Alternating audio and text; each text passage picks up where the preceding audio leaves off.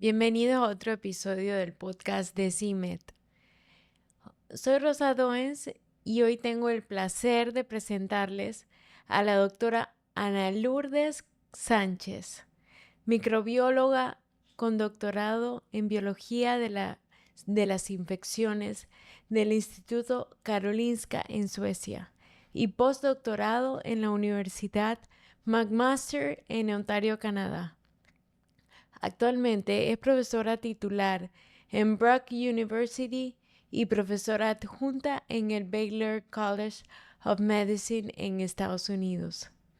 Su investigación se centra en parasitología tropical, helmintos, cisticercosis y salud global, con más de 58 publicaciones indexadas. Fue cofundadora del primer posgrado en enfermedades infecciosas y zoonóticas en Honduras y ha liderado importantes proyectos internacionales. Bienvenida, doctora. Gracias, Rosa. Mm, Encantada de estar aquí. Claro que sí, vamos a aprender un montón. Gracias.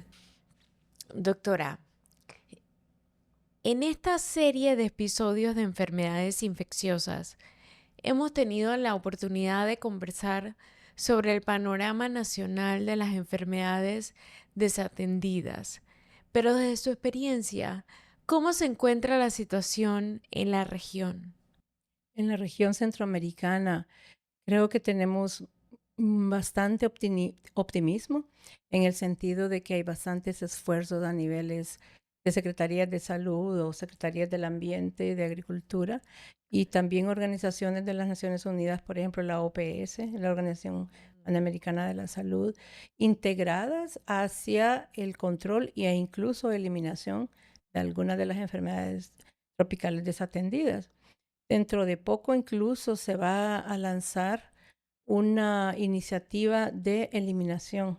Y recordemos que eliminación es el concepto de desaparecer una enfermedad, su prevalencia completa en los humanos en un área geográfica determinada. Por ejemplo, en Canadá, donde yo vivo, el ejemplo sería: no hay rabia transmitida por perros, por mordeduras de perros. Okay. La rabia de ese tipo ha sido eliminada en el país, pero la rabia en sí existe, no se puede eliminar de la naturaleza porque existe. Entonces no podemos hablar de un concepto de erradicación, como lo hicimos con la viruela o con Rinderpest. Entonces el concepto de eliminación es bien geográfico. Se ha eliminado la malaria en, en Cierta Italia, zona. por ejemplo. Entonces, eliminación a nivel geográfico es bastante posible. Creo que la República de El Salvador ya tiene certificación de eliminación de malaria y mientras no hayan casos que se em, infecten localmente, que pueden ser casos de turistas, casos de gente que viaja, marinos, mercantes, que hay muchos casos ahora de que traen malaria hasta de África, pero mientras tanto que la enfermedad no se haya adquirido en el país, siempre se sigue con la certificación de eliminación.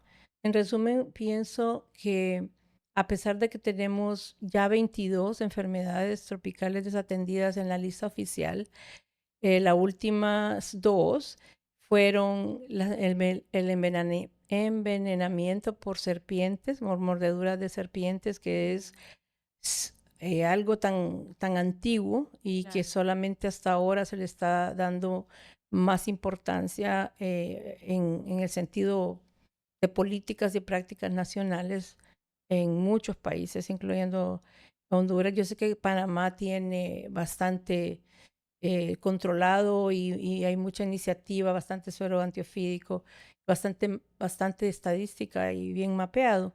Hay países que no han hecho tanto esfuerzo todavía porque han estado con otras prioridades. Y por último, pues tenemos el NOMA.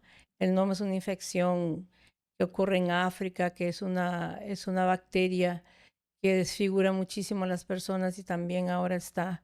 Entonces tenemos 22 enfermedades. Hay muchas otras enfermedades que están todavía no en la lista. Eso es por parásito.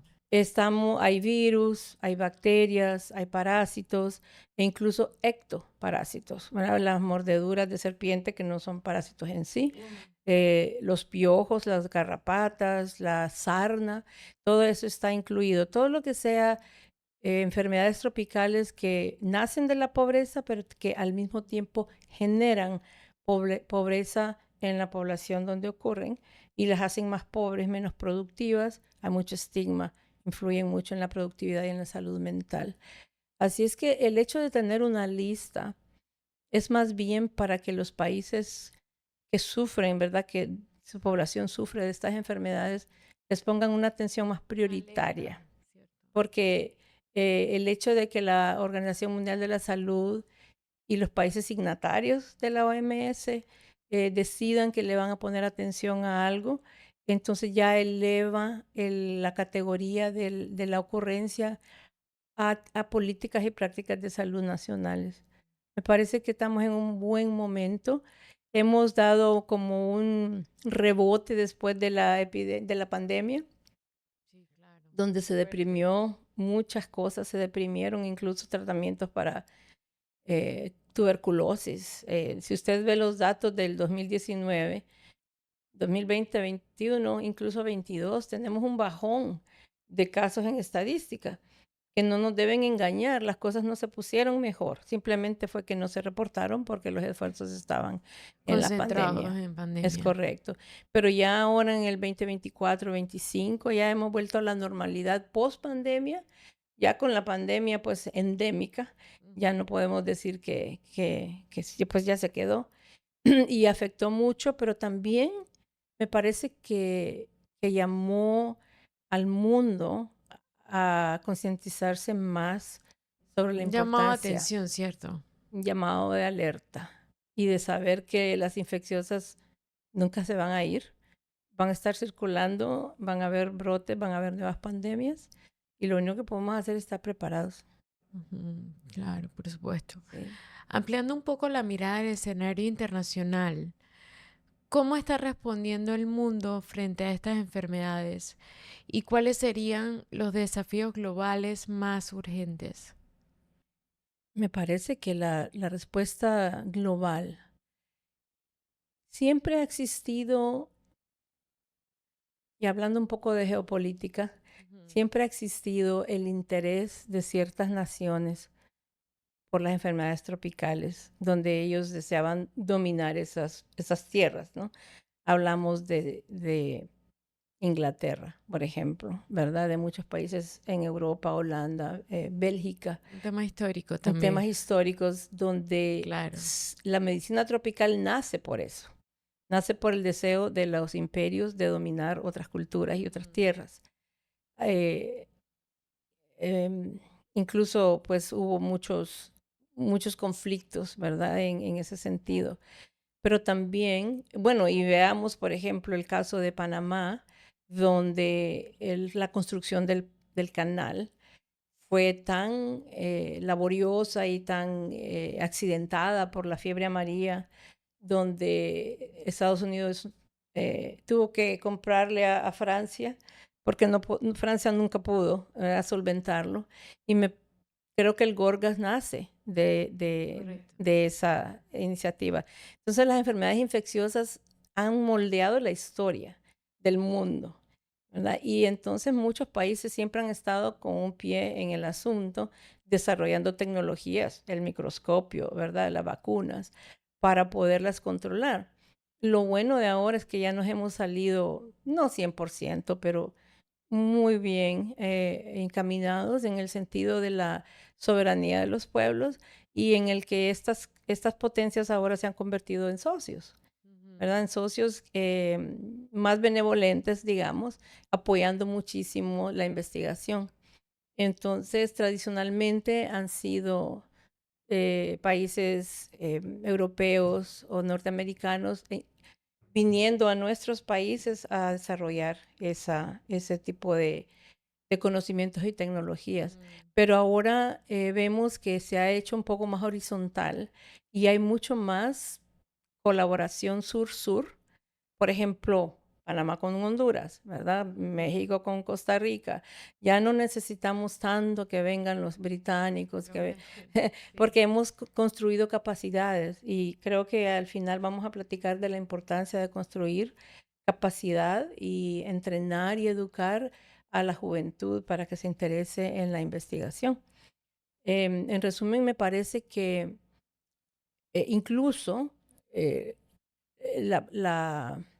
aunque se demoniza mucho el hecho de que las farmacéuticas intervienen y bueno, existe mucho conflicto al respecto, muchas farmacéuticas han eh, empezado a contribuir de una manera significativa a la lucha contra las enfermedades tropicales, por ejemplo, contra la oncocercosis Sí. en África, ¿verdad? Con la ivermectina y en toda América Latina con el albendazol. O sea, la Declaración de Londres hace muchos años trajo todo tipo de socios, incluyendo lo que le dicen Big Pharma, las farmacéuticas, y ellos se comprometieron a donar billones de dosis para que sean distribuidas a través de, pues creo que el canal es la OMS, de la OMS a los países, y con eso se ha logrado disminuir, por ejemplo,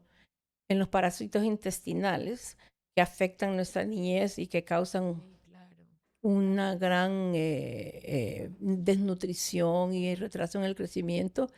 Todas esas tabletas de albendazol que se reparten son donaciones. Y esas donaciones, puede decir uno, bueno, cuestan 5 centavos cada tableta, pero si lo multiplica por los billones de tabletas, es una donación bien importante. Entonces, la cooperación no solamente entre actores del sector público, gubernamentales o de las Naciones Unidas, sino que incluir al sector privado. Tanto por for profit, por fines de lucro, como las farmacéuticas, obviamente es su negocio y está bien, pues todo el mundo tiene su negocio, pero también las sin fines de lucro, ¿verdad? Fundaciones, el CIMED, por ejemplo, ¿verdad? Que quiere promover la investigación de una manera que se permee en la sociedad y en el país. Creo que estamos en un buen momento. Encaminados. Yo estoy optimista. Sí. Doctora, a lo largo de su carrera ha desarrollado múltiples proyectos en parasitología y salud global. ¿Cuáles serían hoy sus principales líneas de investigación? Me trae a pensar desde mi niñez y tengo un hermano con el cual los dos somos 6 hermanos de una familia muy humilde. Pero la ventaja era que la universidad era pública, sigue siendo pública en Honduras, y entonces nuestros padres nos decían, nosotros no les podemos dar mucho, pero ahí está la universidad, el que quiera estudiar. Entonces nosotros decidimos que sí íbamos a estudiar y que íbamos a ser científicos. Y desde niños empezamos a Todos, jugar. los tres. No, los dos Ah, últimos. los dos. Ajá. Entonces él se hizo médico oncólogo y él es un poco mayor que yo y yo pensaba, "No, se sufre mucho como médico, mejor voy a estudiar algo Se diferente inclinó en esta en la rama. salud". Entonces me incliné por la microbiología. Mm. Entonces, de muy joven, e incluso todavía era estudiante de microbiología, cuando me contrataron para ser como demostradora de laboratorio en una clase de parásitos. Eso se lo cuento porque la vida le presenta a uno las oportunidades. Yo no lo Y planeé. por ahí tomó el Sí, yo no camino. lo planeé. Voy a ser parasitóloga. Pero cuando la vida le presenta a uno algo y uno se enamora de eso, le va bien y hace las cosas que van promoviendo y van dándole un gusto y una No, y satisfacción lo bonito es personal. que de un inicio ya usted tuvo la inclinación de ir por ahí. Sí, entonces lo fui moldeando, la vida me fue presentando oportunidades y bueno, terminé después de que hice mi servicio social, que es un año que uno le paga la deuda social al país. em, Me ofrecieron un puesto en la escuela de microbiología y yo apenas, contenta, apenas recién graduada, en la sección de parasitología. Yo, bueno, entonces ahí me desarrollé por pura coincidencia y empecé a... La universidad era más, y todavía es bastante de pregrado, de educación, no es tan fuerte en la investigación. Pero ya desde entonces, como yo ya quería ser científica, empecé a buscar y empecé a hacer pequeñas investigaciones, descubriendo, por ejemplo, el primer caso de bueno, ahora se llama cistoisospora belli en el país. Luego empezamos a incursionar en la cisticercosis, tanto humana como porcina, en los parásitos intestinales, en la desnutrición. O sea, aliado a todos los problemas de parasitismo, Ujú. vimos que la desnutrición en los niños es, o sea, que los parásitos contribuyen mucho a la desnutrición de los niños y a la falta del crecimiento. Mire qué interesante, Sí. claro. eh, y el hecho que incluso la población viva en situaciones insalubres, donde hay mucha contaminación Sí se ve ambiental, mucho. ¿sí? ¿Verdad? Incluso hay lugares en nuestros países donde no hay una buena recolección de aguas negras, no hay agua suficiente. Toda esa contaminación ambiental que el cuerpo recibe constantemente afecta de una manera nociva a todo el microbioma del intestino. Y ese microbioma que en vez de ser sano está desbalanceado, empieza a permitir fugas hacia la sangre de un montón de bacterias que terminan causando Enfermedades. enfermedades, inflamaciones crónicas. Es decir, que la falta de saneamiento no solamente es una enfermedad que le va a dar diarrea o que le va a dar un parásito, sino que vivir en ese tipo de condiciones tiene connotaciones inmunológicas y cognitivas.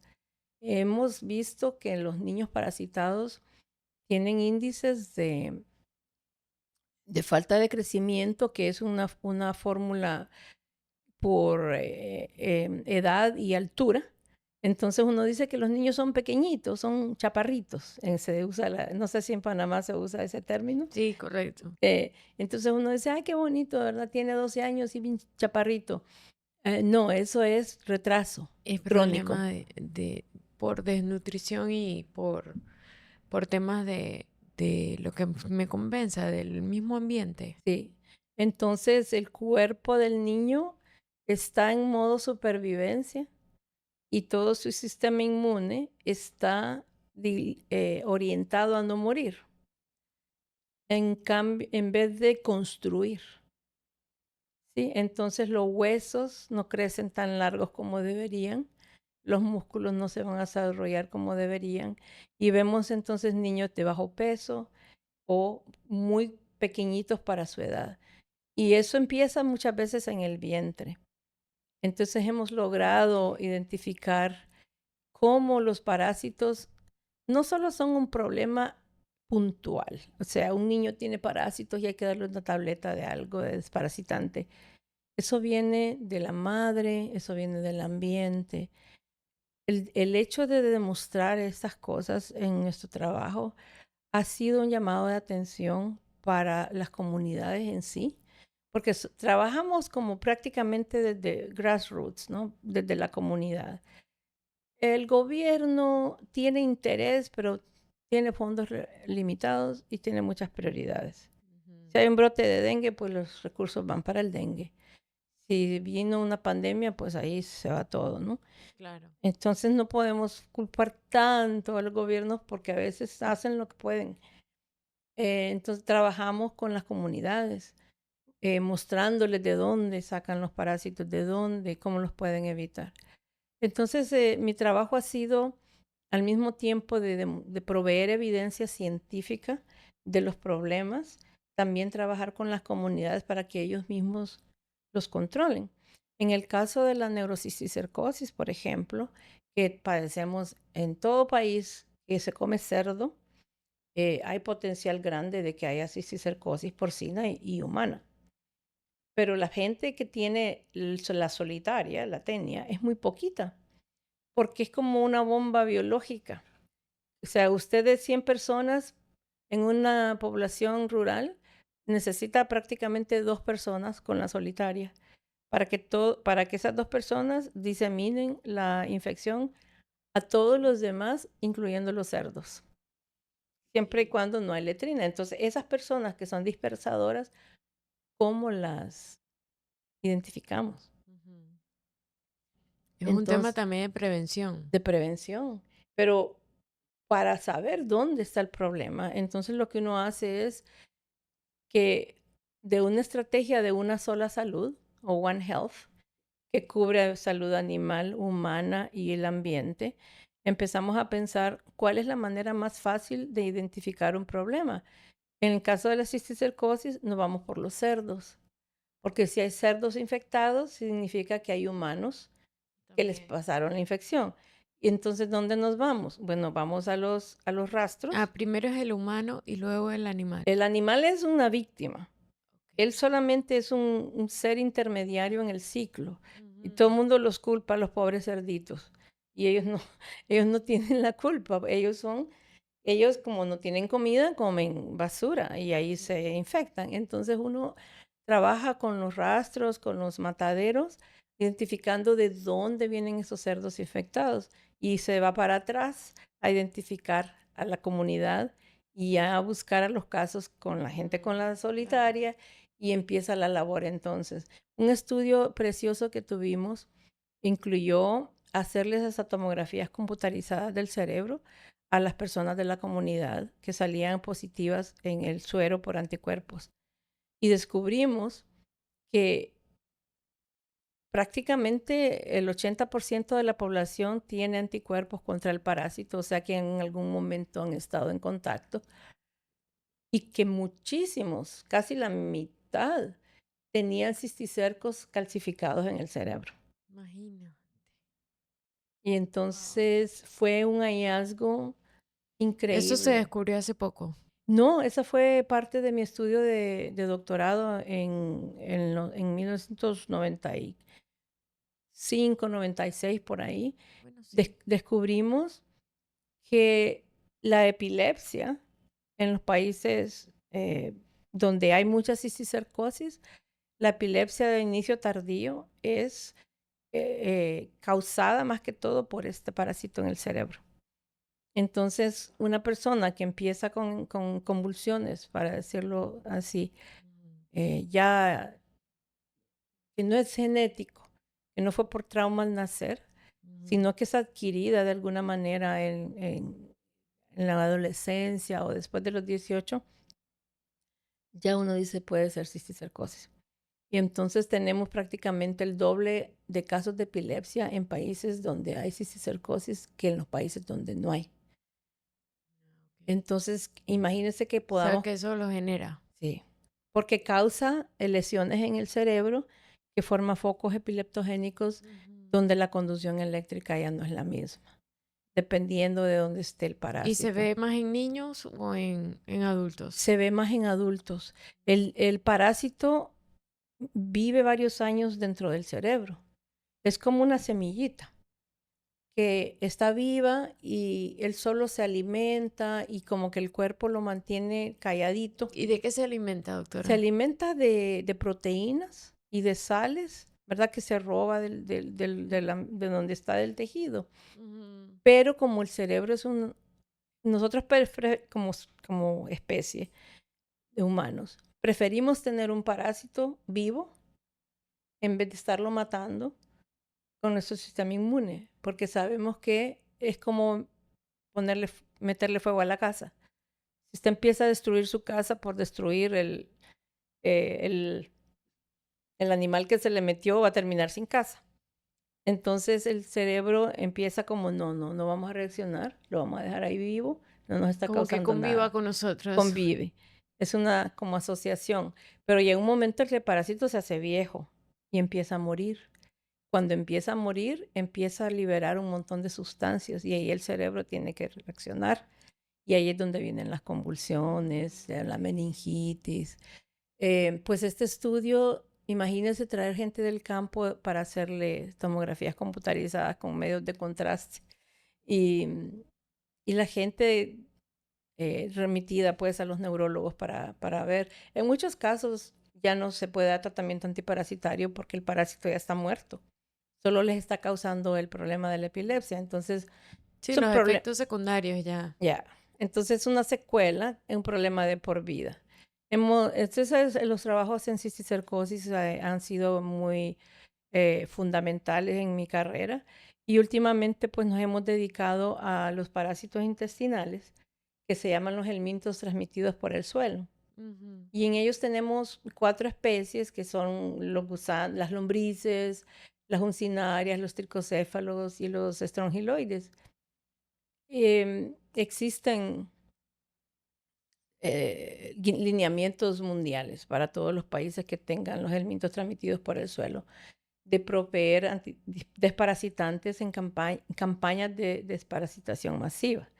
No sé si está enterada, pero en Panamá me imagino que también se hace, Seguro. ¿verdad? Que Sí. se distribuye desde la Secretaría de Salud a las escuelas y son los maestros los que dan el tratamiento a los niños. Ujú. Entonces les ha dado permiso de poder administrar un medicamento porque se ha demostrado pues que es prácticamente 99.99 seguro que no va a causar ningún efecto adverso. Entonces se mandan a las escuelas y los niños se les da tratamiento sin diagnóstico, simplemente como por si acaso. Pero en esas desparasitaciones masivas, ¿qué sucede cuando usted usa un medicamento como antibióticos o desparasitantes por demasiado tiempo? Va a generar resistencia. Ujú. ¿Eh? Correcto. Entre más lo usa, Más más difícil. correcto. Lo vemos me gustó mucho que en el elevador se tiene algo sobre resistencia a los antibióticos, al par de un, También pasa, ¿ya? claro. Y claro, los hospitales tenemos que estar sobre la jugada en eso, ¿cierto? Ujú. Porque las cepas de resistentes de Ahí bacterias, están. lo mismo sucede con todos los organismos, con el de la malaria o con los parásitos intestinales. Hemos hecho estudios entonces de por qué hay ciertas especies de parásitos intestinales que no bajan. O sea, la lombriz grande, que es el Ascaris, sí ha bajado, pero los demás no han bajado. Entonces, ¿será que son resistentes? Y tenemos estudios demostrando que ya están empezando a generar. Entonces, el asunto es casi darwiniano, ¿no? O sea, si entre más le da medicamento a una población, va matando los susceptibles, van quedando los resistentes que se replican y van creando una nueva población de resistentes. Que es un ciclo. Es un ciclo. ¿Qué tenemos que hacer? En todo el tipo de medicina, la monoterapia, sobre todo de antibióticos o desparasitarios, genera mucha resistencia. O sea, si usted usa un solo fármaco, está atacando una sola vía del parásito. Si usa 2, está atacando 2 Dos vías. vías. Entonces incrementa la eficacia. Pero como hemos estado, por cuestiones logísticas y de costos, usando monoterapia, es de esperar que se va a generar resistencia. Entonces, ¿qué hacemos ahora? Hay bastantes intereses ahora en cambiar la formulación de solo albendazol 400 miligramos por tableta cada 6 meses o una vez al año. Y terminamos de hacer uno de los estudios más importantes que demuestra que el albendazol no sirve. El albendazol o sea, cuestionamos éticamente el hecho de que nuestros países no cuestionen la falta de eficacia de un medicamento y que estén dando Y prácticamente lo siguen dando. placebo. Ujú. ¿Verdad? Llega un momento en que No casi es hace nada. placebo. Nosotros cuestionamos cuál es la ética de eso, ¿no? ¿Por qué no buscamos una nueva? Porque las personas de las comunidades creen que les están dando una solución. Y Ujú. las Y se la madres, toman con confianza y y no les hace nada. Entonces hicimos el primer estudio que fue un estudio clínico randomizado, era un RCT, que se los contaré por la tarde, fue eh, un trabajo titánico, ¿verdad? Tener un equipo de médicos, de laboratorio, de encuestadores, de comunicadores sociales con las comunidades en las que trabajamos para poder reclutar suficientes participantes. Ujú. Y se les dio, y ya está publicado el artículo, se les dio una combinación de albendazol con ivermectina. No sé si recuerda, Rosa, que la ivermectina se le hizo muy mala fama durante la pandemia. Sí, correcto. Sí, pero la ivermectina en realidad es un fármaco bien bondadoso. Actúa contra parásitos internos y externos y se ha usado por décadas en África contra la oncocercosis. O sea que no es, o sea, O sí sea, no era para eso, digamos. no era para eso. Y nació en el ámbito veterinario como muchos Ujú. antibióticos y muchos que después de haber sido usado en veterinaria se usan en humanos. Claro. Entonces la ivermectina, a pesar de que se le dio un poco de mala, claro, para virus no funciona, pero funciona para parásitos intestinales, para la sarna, para los piojos. Incluso parece que está funcionando un poquito contra la malaria.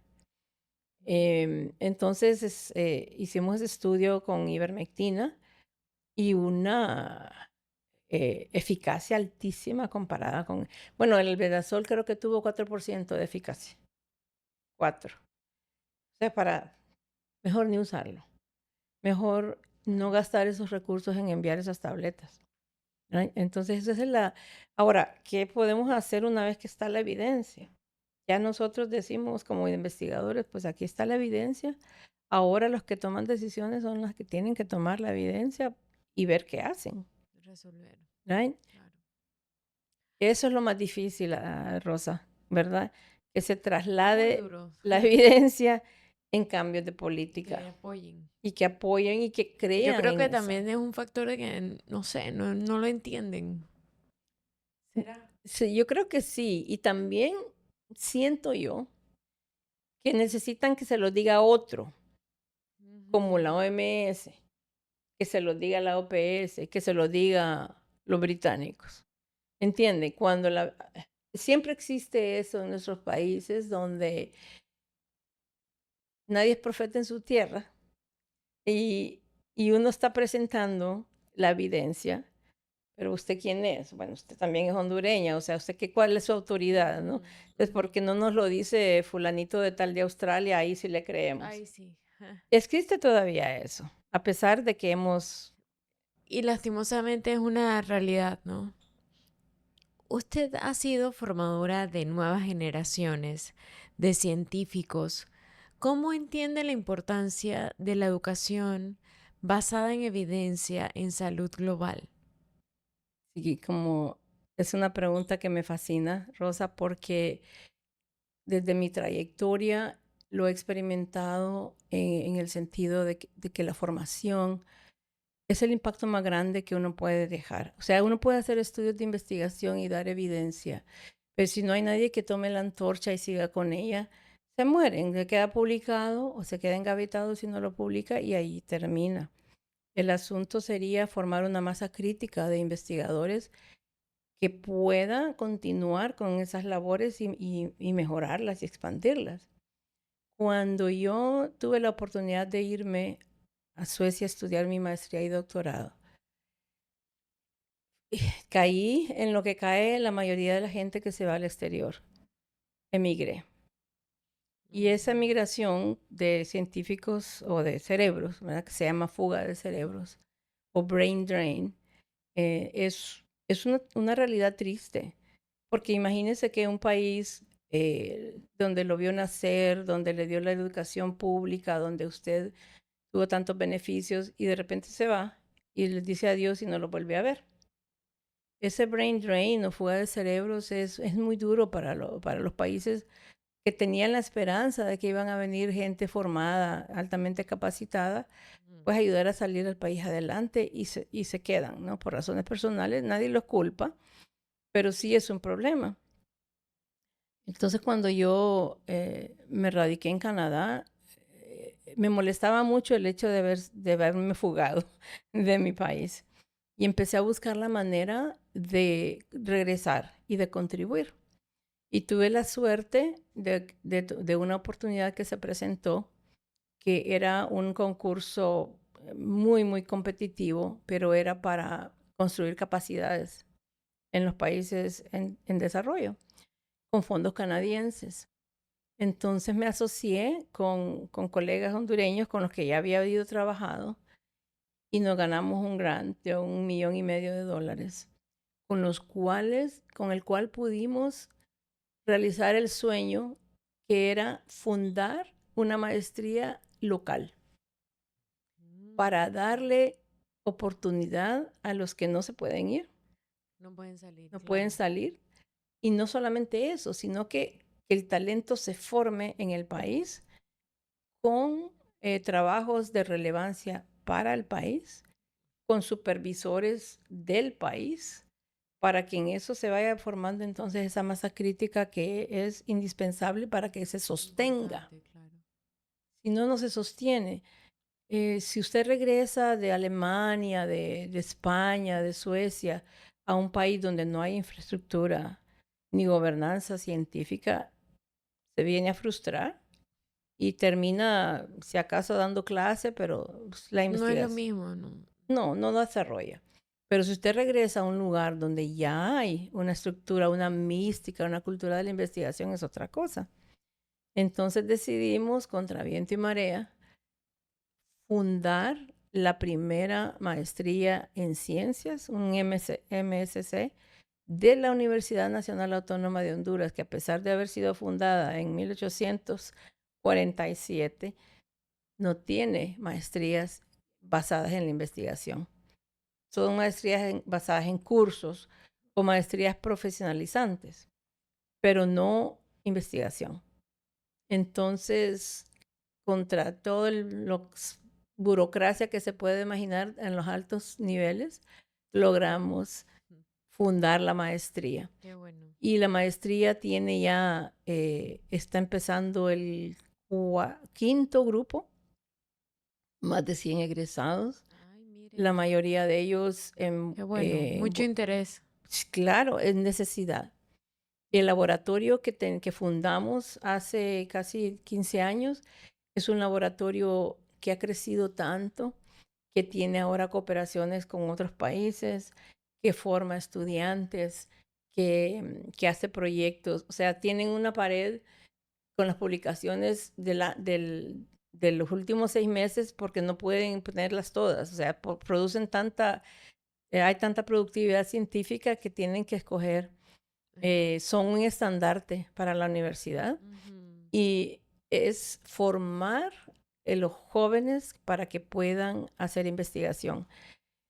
Al mismo tiempo, la investigación es una profesión. Para mí decir que yo soy científico es porque estudié cómo ser científico. No fue que me nació y voy a ir al campo a recolectar algo y ¿no? Ya soy científico. No, es toda una formación. No tan de escritura científica, de análisis de datos, de comunicación científica, de formación de otros, de un rigor metodológico. Entonces, para nosotros poder empezar esa maestría, tuvimos que crear la gobernanza alrededor de ella, crear un comité de ética, crear un centro de bioseguridad para trabajar con todos los estándares de bioseguridad en el laboratorio. Cursos de escritura científica, cursos de estadística, y ahora ya ellos O sea, crear las bases, pues. toda la base que va a apoyar a la investigación. Cómo puede uno manejar un proyecto, ¿verdad? Y cómo hacer contactos, hasta eso, ¿no? Cómo ir a un congreso y en vez de estar sentado ahí con los amigos, ir a conocer gente. Sí, claro. Todo eso, Vaya. ¿verdad? Hay, como hablábamos ahora con su colega, destrezas duras, destrezas suaves, ¿verdad? Que se tienen que ir desarrollando. Me parece que la formación de los jóvenes es indispensable para que el país y la institución pueda crecer y mantenerse. Tiene que ser sostenible. Hay muchas experiencias de países de alto ingreso, países desarrollados, que vienen a nuestros países y se llevan un estudiante y todo es bien personal, ¿verdad? Es bonito, pero no es sostenible. Tenemos que tener la Se sostenibilidad. pierde. Se pierde los esfuerzos. Así es que la formación de personal entrenado y educado en cómo hacer investigación ética y rigurosa y en nuestro caso relevante, que ilumine los problemas del país. Ese ha sido nuestro quehacer. Me parece que para mí que esa es la contribución más grande que yo puedo. O sea, si voy a tener algo en mi epitafio, va a ser fundadora de la maestría. Por supuesto, por supuesto. Sí. Crear la base. Sí. Mire, doctora, mirando hacia adelante, ¿cuáles son los retos y oportunidades para la investigación científica en la región? Los retos, creo que necesitamos unirnos más en Centroamérica, tener esa red. Cuando la cooperación sueca estaba en auge en Centroamérica, cooperación científica, creamos una red que se llamaba Netrópica. Netrópica era una red de todo Centroamérica y Panamá, donde científicos, investigadores de todos los países nos uníamos con nuestros estudiantes. Había fondos de investigación, uno podía aplicar a Netrópica. Y desgraciadamente, cuando el dinero sueco se secó, Netrópica desapareció. Eso es lo que le digo, que no es sostenible. Está bien que nos den la chispa para empezar. Pero algo que vaya siendo... Sí, entonces, ¿por qué no los secretarías ¿cómo se llama en Panamá? ¿Hay alguna secretaría de investigación o de tecnología? Muchas. Sí. Senacid es una. Exacto. Entonces, ¿por qué no el Senacid de Panamá, el CONICET de lo que sea de los países, decir, vamos a Que se poner $10,000 cada uno? O sea, no es nada como para que Netrópica siga, porque ahí se han formado infinidad de gente, vienen premios Nobel a dar charlas, o sea, ¿qué más beneficio, verdad? Pero se deja morir la iniciativa y Netrópica, el último congreso lo organicé yo, fue en Copán, en Honduras. Trajimos gente, o sea, luminarias, ¿verdad? Del mundo de la microbiología y de la salud global, incluyendo Hans Rosling, que era uno de los padres de la salud global. Y ese fue el último. Como decían los mayas, el 2012 se acababa todo. se acaba el mundo. Claro. Entonces, me parece que ese es el reto, Rosa. Continuar. Que no nos unimos. Que estamos siempre como aislados y bueno, que los Cada suecos quien trabaja como por país, sector por y silos. listo. Y no, tenemos que empezar a trabajar juntos. Por ejemplo, si hay un problema de mordeduras de serpiente, y tenemos eso en común, ¿por qué no nos unimos? Compartamos las bases de datos, compartamos cuáles son las serpientes, cuáles son los venenos, que hablábamos que las serpientes que se alimentan de una cosa tienen una bioquímica diferente. ¿Por qué no podemos compartir todo eso, publicar juntos, hacer proyectos juntos? Involucrar también a la empresa privada. Me parece que debe de Sería interesante, sí. empezarnos a abrir, ¿verdad? ¿Por qué no? O las fundaciones, ¿por qué no? Y armar consorcios. Eso es lo que nos falta. Yo creo que si hay interés, se puede lograr mucho. Creo que la OPS en Latinoamérica también le ha faltado ese componente de investigación. Ellos, por lo menos en Honduras, en la Secretaría de Salud y la OPS caminan juntos. Y la OPS prácticamente ilumina muchas de las cosas que hace la Secretaría, ¿verdad? Y entonces el liderazgo de instituciones como la OPS creo que serían fundamentales. Si hay personas allí que creen en la evidencia producida por la investigación, podrían ellos alentar a los países a que lo hagan también. Pero si solo se centran en resolver el problema presente, no hay un legado, Mm. ¿verdad? Entonces, sí, creo yo que ese es el reto más grande, Es ¿verdad? matar fuego, pero en verdad tienen que Exacto, continuar, ¿no? exacto. Hay fuegos, van a haber siempre, Sí, claro. siempre. Ya nos pasó con VIH, ¿verdad? Que el mundo se iba a terminar. No se terminó, ahora tenemos buenos tratamientos, ok. Luego, y así, ¿verdad? Que el dengue, que eso nunca va a terminar. Tenemos que entender que las infecciosas van a seguir y las zoonosis van a seguirnos a atacar, va a volver a haber otra pandemia, porque así es el universo, así es la vida. Pero ¿qué más? Para prepararnos, pero Sí, sin formarnos. sí, y sin descuidar lo que existe y lo que siempre, vaya, hablando de desnutrición infantil, ¿verdad? Siempre existe. Eh, Ojalá también que este momento de entrevista haga también reflexionar a las personas y que haya un interés en que esto se pueda hacer, se pueda sustentar, se pueda crear. A mí me fascinaría que pudiéramos revivir, por ejemplo, la red de Netrópica, con ese nombre o con otro nombre, no importa, Sí. porque a veces, ya con la conectividad que tenemos, ¿por qué no hacemos webinarios? ¿Por qué no hacemos citas y charlas en línea? O sea, ahora ya eso está normalizado. Ya no necesitamos todos viajar y gastar tanto dinero y eso, bonito, ¿verdad? Porque uno conoce y hace networking, pero se puede.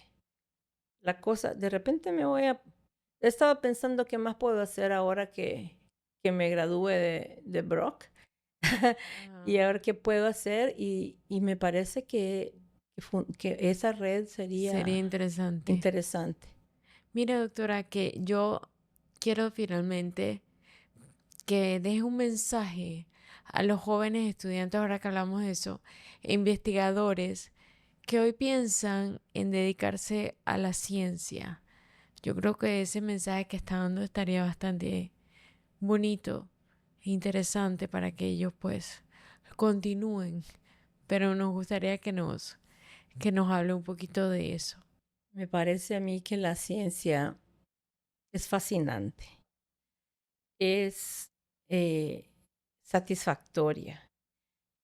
Aunque sea un trabajo, es un trabajo que uno ama. Arduo, claro. Uno debe buscar en la vida ese tipo de quehacer, ¿verdad? ¿Cuánta gente tiene ese privilegio de decir, amo mi trabajo? El 90% del tiempo, porque no vamos a mentir que siempre hay problemitas, pero si usted ama su trabajo el 90% del tiempo, la investigación científica es tan satisfactoria a nivel personal, es prácticamente una identidad personal. Uno dice, yo soy, ¿verdad? No es este trabajo que yo hago en el banco y me voy a mi casa y ahí terminó todo. O sea, la investigación científica es una vocación, una forma de vida y es una apertura mental que usted está capacitado para entender las leyes del universo, pues, o sea, está capacitado para el pensamiento crítico. La investigación científica debe tomarse en serio como una carrera que necesita formación, necesita actualización, necesita nuevas herramientas, pero lo que guía la investigación científica es el pensamiento, es nuestra mente, y nuestra mente es como un receptáculo. ¿De qué lo vamos a llenar? Lo llenamos de TikTok, de Insta, de los medios,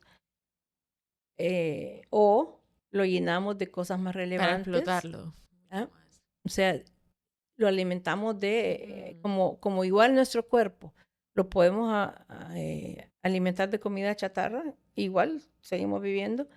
Nuestra mente la podemos alimentar de información chatarra o podemos buscar fuentes más relevantes. Y el pensamiento crítico, la reflexión crítica, la humildad intelectual, me parece que son atributos que debemos fomentar en nuestros niños, ¿verdad? Ujú. Reconocer la evidencia, distinguir entre lo falso y lo que no es falso, que ahora es tan común. Leer, leer todo lo que se le ponga. Yo leía de lo que había en mi casa, yo me lo leía todo, lo que había, desde las revistas que llevaban mis hermanos hasta los libros de psiquiatría del otro, por las selecciones que compraba mi papá, ¿verdad? Y las Cosmopolitan que compraba mi hermana. Yo me lo leía todo y de todo aprendía. Claro, Yo pienso que esa mística de ser curioso, de nunca perder el sabor por maravillarse. por más, claro. Maravillarse ante las cosas naturales, como, wow, esa mariposa, ¿no? No perder eso que uno de niño es tan bello. Y yo Ujú. digo que los científicos somos como niños grandes, porque vemos algo y nos maravillamos y nos enamoramos de eso.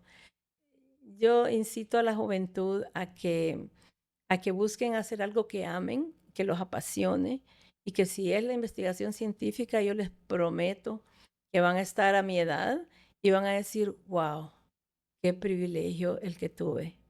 Quiero seguir haciendo cosas bonitas y que la vida pues es bella, ¿no? Si uno se Claro. pone en esa mentalidad. Doctora, muchas gracias. Qué honor y qué placer conocerla y que nos haya nutrido mucho de todo lo que está viviendo. Y todo esto, la verdad que para nosotros es muy importante conocerlo. Me aclaró muchas dudas y cosas que de repente uno asume que son de una manera y son de otra. Así que yo creo que es un aporte grande y muchísimas gracias.